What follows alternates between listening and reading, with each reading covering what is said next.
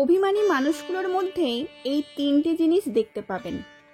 এক, যার ভিতরে অনেক বেশি অভিমান, তার ভিতরে কিন্তু আপনার জন্য অনেক বেশি ভালোবাসা আছে। সে হয়তো ঝগড়াঝাটি করে, কিন্তু ভিতরে ভিতরে সেই সবচেয়ে বেশি কষ্ট পায়, শুধু অপেক্ষা করে আপনার একটু ভালোবাসার জন্য। দুই, অভিমানী মানুষগুলোর আত্মসম্মানটা খুব প্রবল হয়। তাকে সম্মান দেবেন, তাকে অসম্মান করলে হয়তো আপনি মানুষটাকে হারিয়ে ফেলবেন। নাম্বার তিন, তাদের ভিতরে কোনো প্যাঁচ থাকে না, সরল মনে সব কিছু বলে ফেলে।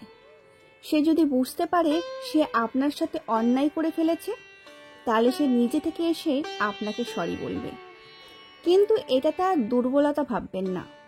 আর এই টাইপের মানুষগুলোকে কখনো ভালোবাসা থেকে বঞ্চিত করবেন না। এমন টাইপের মানুষ যদি আপনার জীবনে থাকে, তাহলে কিন্তু আপনি খুব ভাগ্যবান। আপনি খুব ভাগ্যবান যে আপনার জীবনে এই টাইপের একজন মানুষ আছে যে আপনাকে এতটা ভালোবাসে। একটা কথা মনে রাখবেন, যেখানে ভালোবাসা বেশি সেখানে কিন্তু অভিমানও বেশি। তাই ভালোবাসা আর অভিমানটা বুঝতে শিখুন। যে আপনাকে ভালোবাসবে সেই কিন্তু আপনার ওপর অভিমান করবে, আর সেই অভিমানটা বুঝে অভিমান ভাঙিয়ে তাকে ভালোবেসে আপন করে নিন।